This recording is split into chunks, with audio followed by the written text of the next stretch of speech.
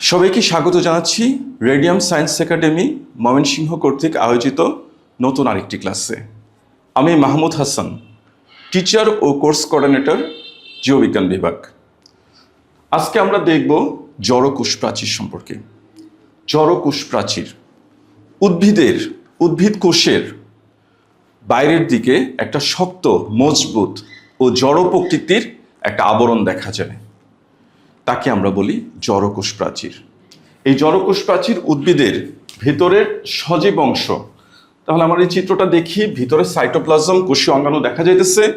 এই ভিতরের সজীব অংশকে রক্ষা দিয়ে থাকে, প্রতিরক্ষা দিয়ে থাকে এই বাইরের যে প্রাচীর, তাকে আমরা বলতেছি জড়কোষ প্রাচীর। এই ধরনের প্রাচীর ব্যাকটেরিয়াতে, ছত্রাকেও দেখা যায়। তো এই প্রাচীরের গঠন ব্যাকটেরিয়ার ক্ষেত্রে, ছত্রাকের ক্ষেত্রে একটু অন্যরকম। তাহলে চলো আগে আমরা একটু জেনে নেই এই জড়কোষ প্রাচীরের আবিষ্কারক সম্পর্কে। এই জড়কোষ প্রাচীর, এটার আবিষ্কার সম্পর্কে আমরা যদি জানতে যাই, তার আবিষ্কারক কোনো একক ব্যক্তিকে দেওয়া যাবে না, কারণ এটার আবিষ্কার সম্পর্কে বিভিন্ন সময় বিভিন্ন বিজ্ঞানীদের অবদান রয়েছে।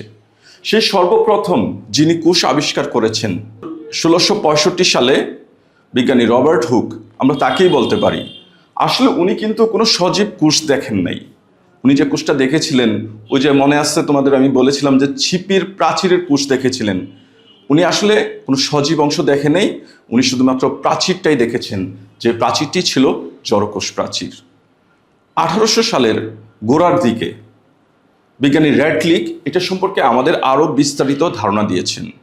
পরবর্তীতে অণুবীক্ষণ যন্ত্র যখন আরও উন্নত হলো, আমরা এই জড়কোষ প্রাচীর সম্পর্কে আরও বিশদভাবে, আরও সূক্ষ্মভাবে জানতে পেরেছি। তার ভিতরের আণুবীক্ষণিক উপাদান সম্পর্কে আমরা জানতে পেরেছি।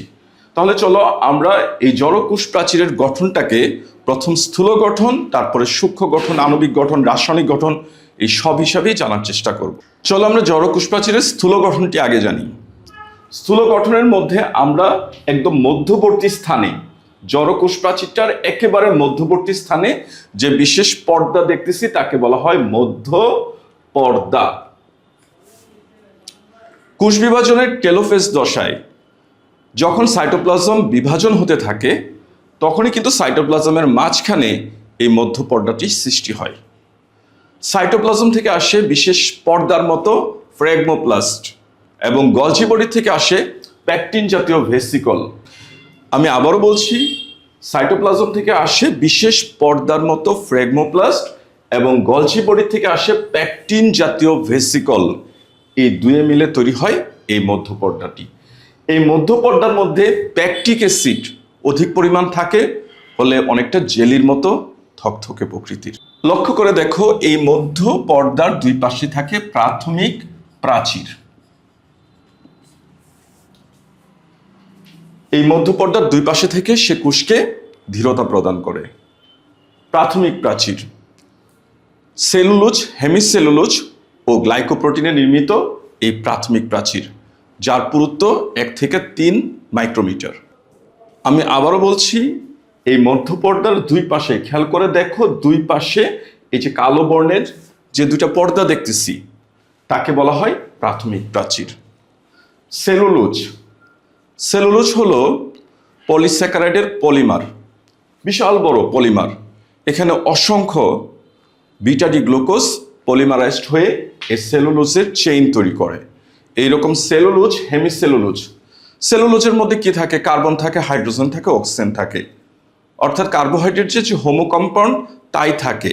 কিন্তু হেমিসেলুলোজের মধ্যে দেখা যায় তার সাথে নাইট্রোজেন, ফসফরাস, সালফার ইত্যাদি হেটারো কম্পাউন্ড যোগ মিলে তৈরি করে এই হেমিসেলুলোজ।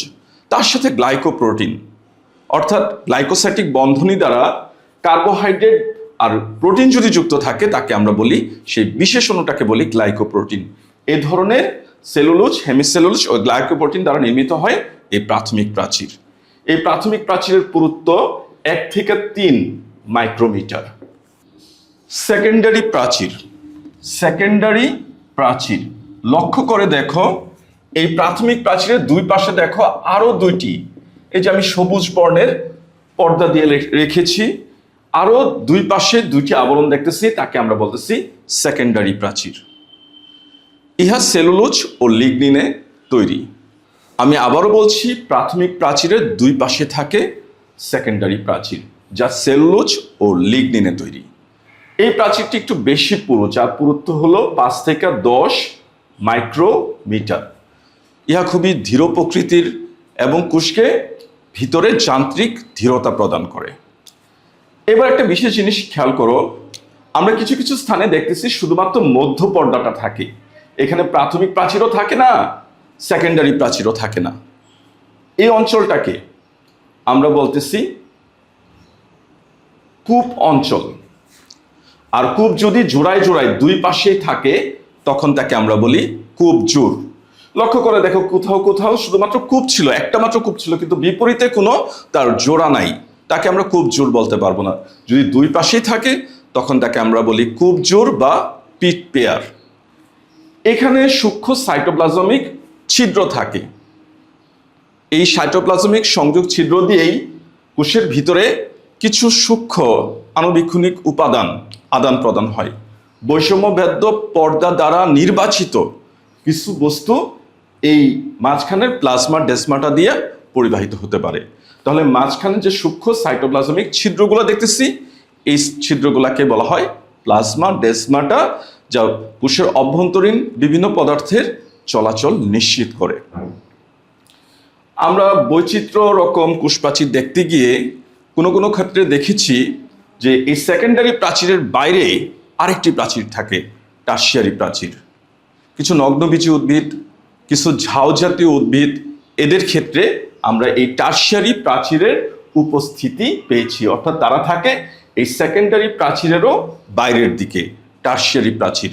আবার এমনও হয়েছে উদ্ভিদের সজীব অংশ, উদ্ভিদের নতুন তৈরি অংশ, কচি কাণ্ড, পাতা, কচি ফলের বাইরের ত্বক, এমন জায়গাতে আমরা দেখেছি শুধুমাত্র প্রাথমিক প্রাচীরই থাকে।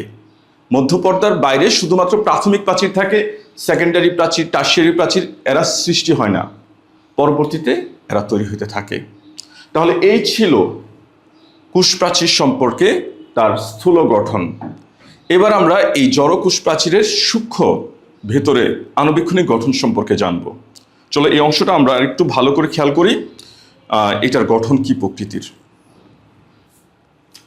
এবার আমরা দেখব এই জড় কোষপ্রাচীর সম্পর্কে তার সূক্ষ্ম গঠন। সূক্ষ্মভাবে আমরা দেখতেছি এই জড় কোষপ্রাচীরগুলো সেলুলোজ চেইন দ্বারা নির্মিত। সেলুলোজ আমরা কোষরসায়ন আমাদের বইয়ের 3য় অধ্যায় পড়ার সময় এই সেলুলোজ সম্পর্কে অনেক বিশদভাবে জানব। আপাতত আমরা এইটুকু জানি, সেলুলোজ অণু হলো অসংখ্য বিটা ডি গ্লুকোজ এর পলিমারাইজড। তারা পলিমারাইজেশন প্রক্রিয়ায় তৈরি করে এই সেলুলোজ চেইন।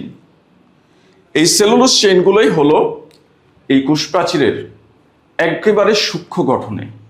এই ধরনের কয়েক শত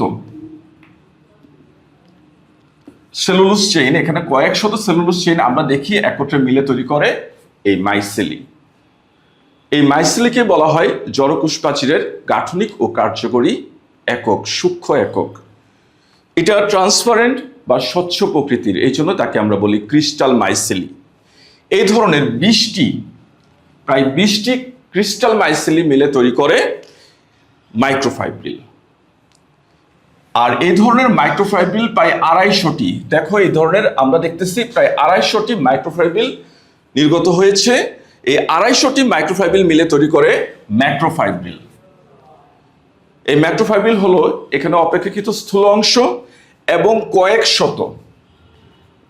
শত ম্যাক্রোফাইব্রিল মিলে তৈরি করে ভিতরে ফাইবার বা তন্তু। আর এই তন্তুগুলো মিলেই তৈরি হয় জড় কোষপ্রাচীর। তাহলে আমরা যদি তার ধারাবাহিক ক্রমটা দেখি, তাহলে এরকম দেখব। তাহলে ধারাবাহিক গঠনটা আমরা এরকম ভাবে দেখব যে একেবারে সূক্ষ্মভাবে আছে সেলুলোজ চেইন। সেলুলোজ চেইন দিয়ে তার গাঠনিক মূল উপাদান। এই চেইনগুলো মিলে তৈরি হয় মাইসেলি, ক্রিস্টাল মাইসেলি। এই মাইসেলিগুলো মিলে তৈরি করে মাইক্রোফাইব্রিল। মাইক্রোফাইব্রিল থেকে তৈরি হয় ম্যাক্রোফাইব্রিল, শেষে হয় ফাইবার বা তন্তু। তাহলে এই ছিল জড়কোষ প্রাচীরের সূক্ষ্ম গঠন।